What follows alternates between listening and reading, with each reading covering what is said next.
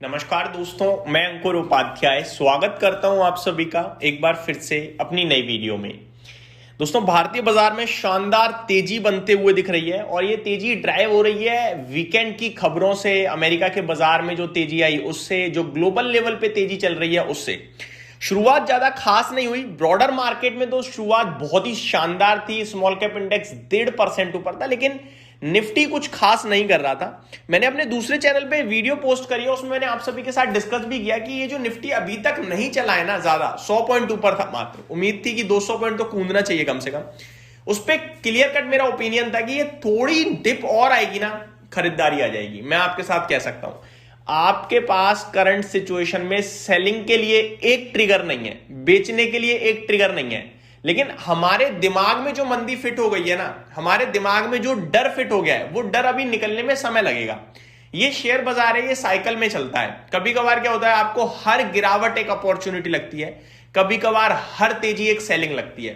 बीते 1.5 सालों से करीब 20 महीने होने को आ रहे हैं, जो हो रहा है उसमें हर तेजी एक सेलिंग अपॉर्चुनिटी लगने लगी है।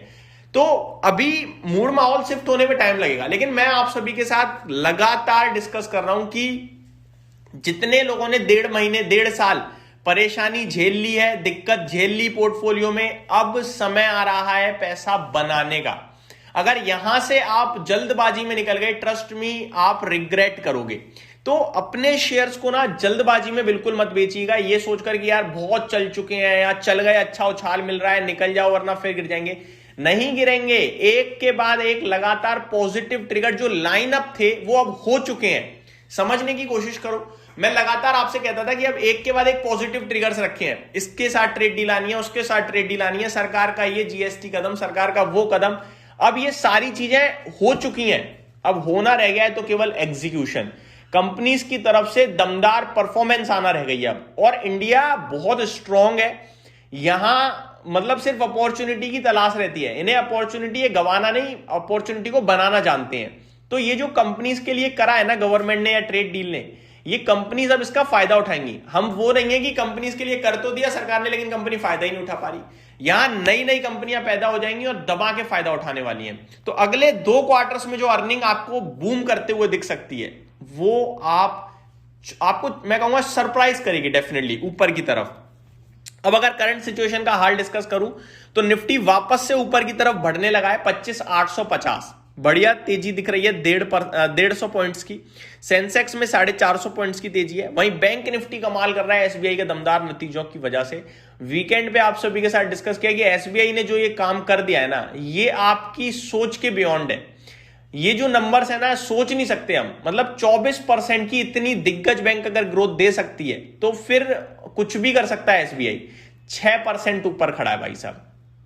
मिड कैप 1.25% ऊपर है, तो स्मॉल कैप में 2% की तेजी देखने को मिल रही है।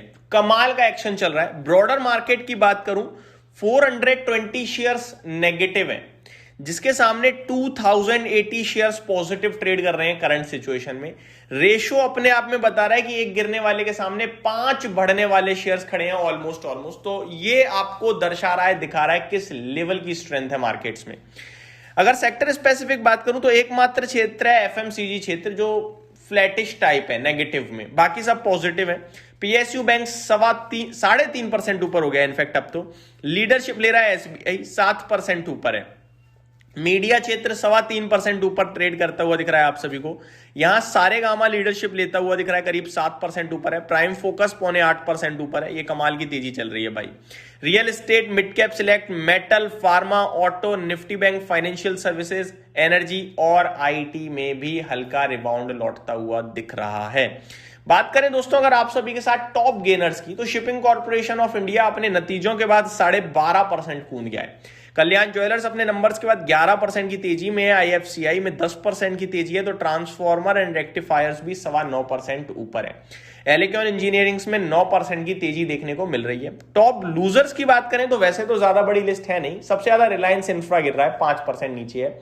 जुबलिएंट फार्मोवा में 0.4% की गिरावट है। आरईसी लिमिटेड, पतंजलि और कैप्लिन पॉइंट्स में भी 3% के करीब की गिरावट दिख रही है।